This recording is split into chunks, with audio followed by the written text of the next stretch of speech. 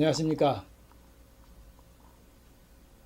이번 시간에는 이 장명가들이 어떻게 보면 좋은 이름을 절대 장명할 수 없는 10가지 이상의 이유를 여러분들과 함께 생각해 보도록 하겠습니다. 자, 그 첫 번째로 이 한글의 발음오행에 문제가 있습니다. 즉, 이응 히읗을 토가 아닌 수다, 미음 비읍 피읍을 수가 아닌 토다, 이렇게 주장이 서로 상반돼서 부딪히고 있습니다. 그러면 아무리 장명을 잘 해도 오행이 서로 다르기 때문에 좋은 이름을 장명을 할 수가 없겠죠. 이 씨를 리씨로 봐서 화가 되어야 된다 하고 유씨도 류로 봐서 화가 되어야 된다. 이렇게 주장하는 오행들이 서로 다르기 때문에 장명을 아무리 잘해서 조합을 해도 누군가는 결국은 걸고 넘어져서 한글이 맞지 않는다. 상극이다. 그래서 장명이 잘못됐다. 이런 주장들이 반드시 나오게 되는 것이죠. 그래서 지금까지 이응 히읗을 토로 장명을 해왔는데 갑자기 미음 비읍 피읍이 토가 되고 이응 히읗이 수가 된다고 하면 이것은 장명을 할 수가 없고, 지금까지 장명한 이름 모든 이름들, 수십 년 동안 한 이름들, 좋은 이름은 없다는 것이죠. 그래서 이렇게 되면 좋은 이름을 장명할 수가 없습니다. 그 다음 또 두 번째 보면 이 오행이 과연 몇 개가 적정한 것인가 논란이 발생하겠죠. 천간 10개와 띠, 지지 12개를 조합하고 거기에 사주에 맞춰서는 오행을 적정 오행으로 조합을 할 수가 없습니다. 수치상으로 맞지도 않고. 그러면 몇 개가 적정 오행이냐? 대부분 2개 정도를 이제 적정 오행으로 보는데 벌써 목화 토금 수는 5개 아닙니까? 그죠? 그러면 이걸 2개씩만 해도 하나는 빠져야 되겠죠. 즉 목화 토 금이 2개씩 상생이면 수는 들어가지 못하는 것이 되고 8개가 벌써 이미 팔자를 채우니까. 그죠? 그렇죠? 만약에 뭐 수를 넣어가지고 목화 토 수 했다. 그러면 금이 빠져나가야 되겠죠. 그러니까 오행의 적정성은 2개로 본다고 하지만 실질적으로는 2개씩으로는 조합을 사주팔자에 맞게 할 수가 없게 되는 것입니다. 그래서 또 안 되는 이유가 바로 그 성씨에 있습니다. 성씨가 뭐 예를 들면 그 양씨, 용씨, 영씨 이런 그 이응이 토가 2개씩 들어가 있는 이런 성씨들은 이미 오행이 넘치게 되겠죠. 그래서 그 제대로 적정하게 2개씩 맞춰서 장명이 어렵다는 얘기죠. 할 수가 없다는 얘기죠. 그러면 결국은 어떻게 돼? 다른 오행들은 반드시 넘쳐나기 때문에 이 오행의 적정성이 맞질 않게 되는 것입니다. 그래서 2개니 3개니 뭐 개수를 따지거나 용신을 풀어서 아무리 조합을 해도 오행을 2개씩 맞추질 못하기 때문에 사실은 어떤 오행은 넘치는 상황이 발생하니까 장명이 안 된다고 봐야 되겠죠. 그 다음에는 또 용신을 우리가 항상 용신 하는데 이 용신에서도 또 문제점이 발생하는 것이죠.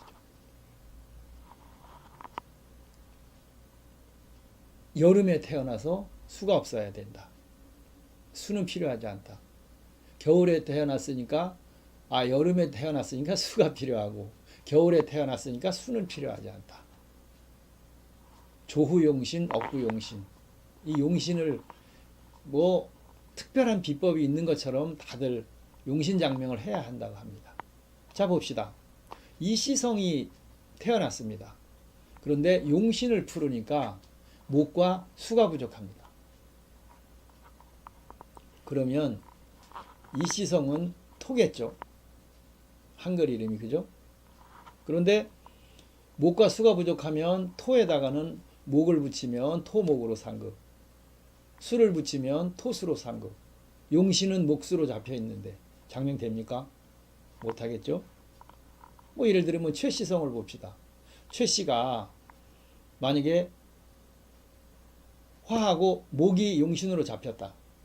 용신을 풀었을 때 그러면 최시성은 금이니까 금화, 금목. 아무리 용신을 잘 풀어서 뭐 특별한 재주가 있어서 용신을 풀었습니다. 그래도 최시성의 목화가 용신이 돼서 부족하면 장명 자체를 한글 이름을 조합을 못하겠죠. 할 수가 없겠죠. 최규로 가도 상급, 최나, 최나연, 뭐 최도연, 뭐 최태규, 최태원 장명 안 되죠. 못하죠. 규원이 뭐 규리, 규나, 뭐 최규리는 일체 장명이 안 되는 것이죠. 이시성에서도 마찬가지로 이규한, 이규원 상극이라서 장명 못하죠. 또 뭐 이민, 민성이, 민상이, 이민규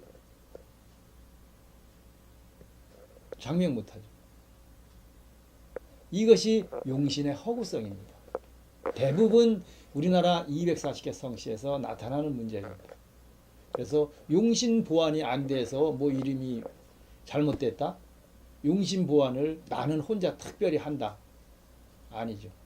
장명 안 됩니다. 대부분 안 됩니다.